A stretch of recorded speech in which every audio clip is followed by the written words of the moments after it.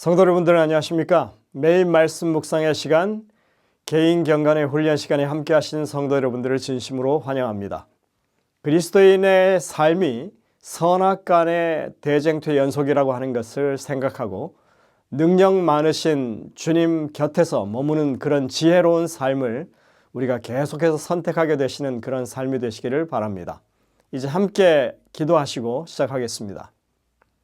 하늘에 계신 아버지 하나님, 오늘도 저에게 힘과 능력 되시는 주님께 모든 것을 위탁하는 저희들 되게 하여 주옵소서. 우리를 권능의 손길로 붙잡아 주시고 믿음을 따라 살아갈 수 있게 능력을 허락하여 주옵소서.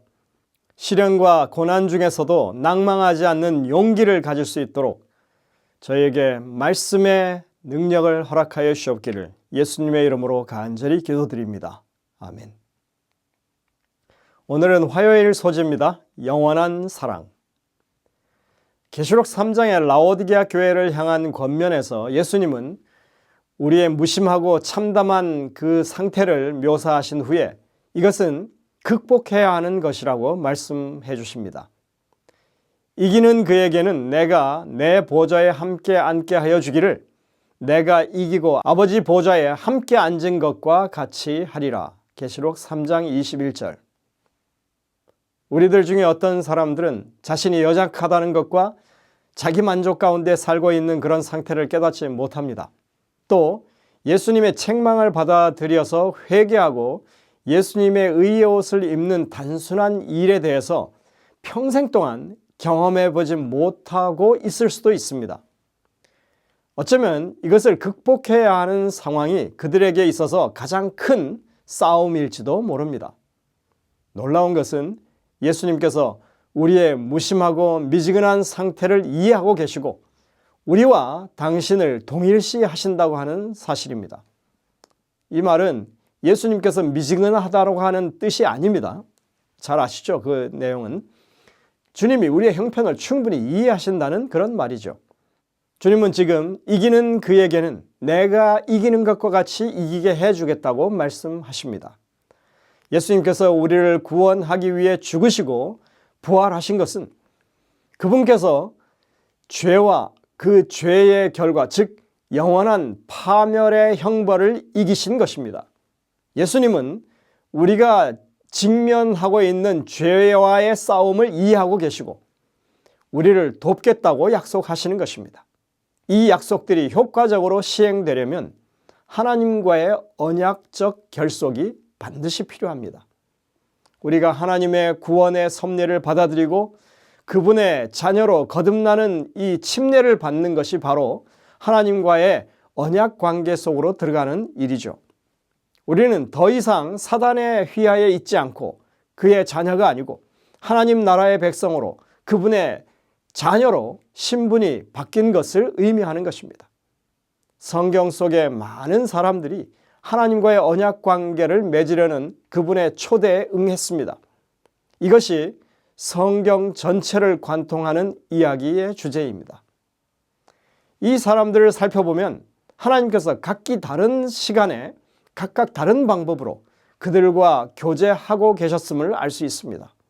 오늘 우리는 성경의 몇 구절들을 살펴보면서 어떤 상황 속에서 하나님과의 관계가 지속되었는지를 살펴볼 것입니다. 먼저 창세기 2장 7절 그리고 3장 9절과 10절입니다. 여호와 하나님이 흙으로 사람을 지으시고 생기를 그 코에 불어넣으시니 사람이 생명이 된지라. 3장 9절이요. 여호와 하나님이 아담을 부르시며 그에게 이르시되 내가 어디 있느냐? 가로되 내가 동산에서 하나님의 목소리를 듣고 내가 벗었으므로 두려워하여 숨었나이다. 하나님과 인류는 창조주와 피조물로서 뗄 수 없는 관계에 있었습니다.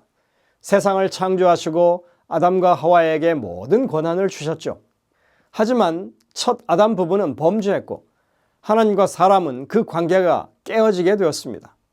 그럼에도 불구하고 하나님께서는 아담과 하와를 찾아가셔서 그들과의 관계를 회복할 수 있는 방법을 알려주십니다. 범죄로 말미암아 멀어진 것은 사람이었지 하나님은 여전히 그들 곁에서 그들을 돕고 계셨던 모습을 우리가 찾아볼 수 있습니다. 창세기 5장 24절입니다. 이번에는 에녹의 경우를 살펴봅니다.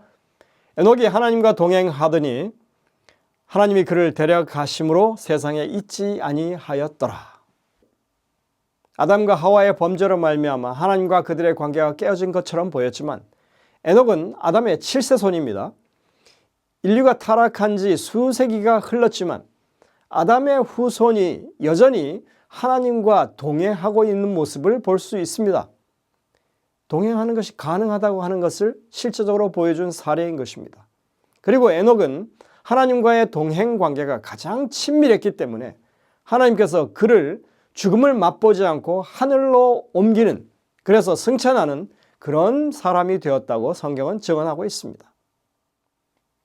이번에는 창세기 6장 13절에 있는 말씀입니다. 노아 홍수에 관한 말씀이죠.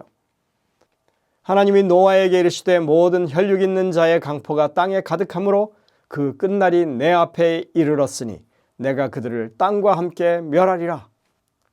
성경에 보면 노아도 하나님과 동행한 사람이라고 기록하고 있습니다.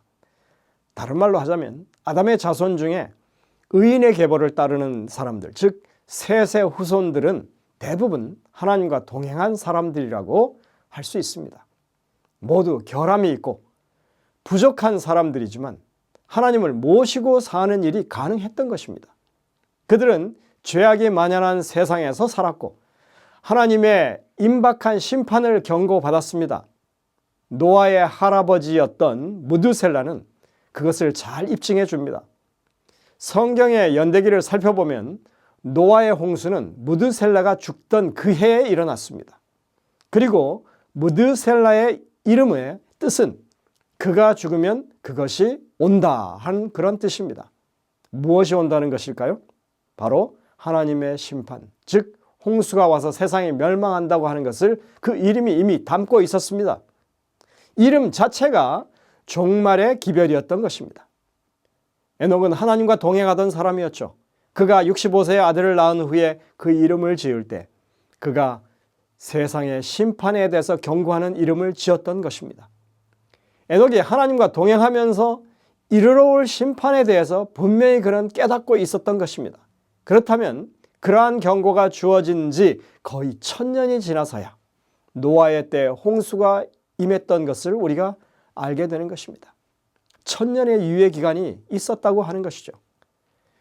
죄가 가득해서 이제는 더 이상 성령의 역사를 받아들이지 않는 사람들이 생겨서 이제는 그들에게 고통만이 가해지는 그런 상태에 이제 하나님은 자비의 심판을, 공의의 심판을 내리실 수밖에 없었습니다. 악인들을 땅에서 쓸어버리겠다고 하는 그 표현은 그들을 괘씸하게 보신 하나님께서 보란듯이 화풀이를 하시겠다는 것이 아니라 1000년 동안 기다리시고 회개의 기회를 주셨던 하나님의 이 공의의 심판이 내린다고 하는 것을 의미하는 것입니다. 창세기 12장 1절 4절은 바로 아브라함의 이야기를 말하고 있습니다. 여호와께서 아브라함에게 이르시되 너는 너의 본토 친척 아비집을 떠나 내가 내게 지시할 땅으로 가라. 4절입니다. 이에 아브라함이 여호와의 말씀을 좇아 갔고 롯도 그와 함께 갔으며 아브라함이 하란을 떠날 때 그 나이 75세였더라. 우리는 죄악의 도시에 살던 아브라함이 하나님과 동행하는 삶을 살았던 것을 다시 보게 됩니다. 하나님께서는 그에게 언약을 실현하시고자 갈대아 우르를 떠나 가나안 땅으로 이주하게 하셨고 그의 모든 삶의 행보에 하나님이 직접 개입하시는 모습을 우리가 볼 수 있습니다. 비록 아브라함의 믿음이 완벽하지 못했고 실수와 잘못이 있었지만 하나님은 그와 기꺼이 가까이 하셨고 그래서 아브라함을 가리켜서 하나님의 벗이라고 불렀던 것입니다. 출애굽기 34장 29절에는 이 모세에 관한 이야기가 나옵니다. 모세가 그 증거의 두 판을 자기 손에 들고 시내산에서 내려오니 그 산에서 내려올 때 모세는 자기가 여호와와 말씀하였음을 인하여 얼굴 꺼풀에 광채가 나나 깨닫지 못하였더라. 여기 보시면 모세는 그저 하나님과 동행한 것이 아니라 시내산 위에서 하나님을 대면한 것으로 나옵니다. 물론 뒷모습을 보았지만 그 정도만 해도 그의 얼굴에서 하나님의 영광의 광채가 한동안 나타났고, 그리고 사람들은 그것을 두려워할 정도라고 그렇게 성경은 증언하는 것입니다. 생각해 보십시오. 모세가 완전한 사람이었습니까? 그도 실수가 있었습니다. 그의 기질에도 모난 부분이 있었습니다. 그럼에도 하나님은 그와 교통하시고 그를 통해서 구원의 역사를 이루시고 그를 만나셨습니다. 그러니까 하나님과의 동행은 사람의 상태나 인간의 의지가 아닌 하나님의 의지 때문에 가능한 것입니다. 오늘 이 영감의 교훈에 보면 그것을 더 분명하게 말하고 있습니다. 끝없는 사랑. 그분께서는 과실을 범한 자, 반항하는 자, 심지어는 배교한 자까지도 몇 번이라도 다시 받아들이시기 위하여 손을 펴고 기다리신다. 그분의 눈에는 모두가 다 소중하지만 난폭하고 우울하고 고집스러운 아이는 더욱 예수님의 사랑과 동정심을 이끌어내는 것이다. 대개 예수님께서는 원인으로부터 결과를 찾아보신다. 가장 유혹에 빠지기 쉽고 가장 과실을 범하기 쉬운 자일수록 그분의 강한 염려의 대상이 된다. 교육 294쪽입니다. 우리의 결함과는 관계없이 오히려 우리가 연약하기 때문에 더 하나님은 우리와 가까이 하기를 원하신다. 얼마나 놀라운 상황입니까? 하나님이 당신의 자녀들과 직접 함께 동행하셨든 말씀만 나누셨든 이 상관없이 중요한 사실은 하나님께서 항상 사람과 가까이 있기를 원하셨다고 하는 것입니다. 비록 우리가 연약하고 부족하고 그리고 심지어 죄악의 싸움에서 실패한 상태라 할지라도 하나님은 우리와 함께 하기를 원하십니다. 오늘 우리가 하나님과 어떤 관계에 있든지 간에 하나님은 우리와 가까이 있기를 원하고 계시는 것입니다. 얼마나 감사한 일입니까? 성경 전체의 흐름이 바로 하나님이 우리와 함께 하신다는 메시지입니다. 예수님의 이름이 임마누엘이죠. 즉 하나님이 우리와 함께 하신다입니다. 그러니까 예수님을 믿는다고 하는 것은 곧 하나님이 우리와 함께 하신다는 사실을 믿는다는 말입니다. 사람이 누군가를 사랑하면 함께 있고 싶어지는 것 당연한 것 아닙니까? 하나님은 우리를 사랑하시기 때문에 우리와 함께 하시기를 원하십니다. 그리고 계속 그렇게 하셨습니다. 범죄한 아담과 하와를 찾아오셨고 그의 후손들과 동행하셨고 노아와 아브라함과 동행하셨고 모세와 동행하셨습니다. 모세는 지근거리에서 하나님을 모셨고 이스라엘 백성들은 광야에서 성소를 통해서 임재하시는 하나님과 내내 동행했었습니다. 하나님은 언제나 그 백성들과 동행하시는 하나님이셨습니다. 그래서 구세주를 이 땅에 보내실 때에도 그 이름이 하나님이 우리와 함께 하신다 하였습니다. 그리고 주님이 이 땅에서 사역하신 후에 하늘로 올라가실 때에도 내가 세상 끝날까지 너희와 항상 함께 있을 것이다 라고 분명하게 약속하셨습니다.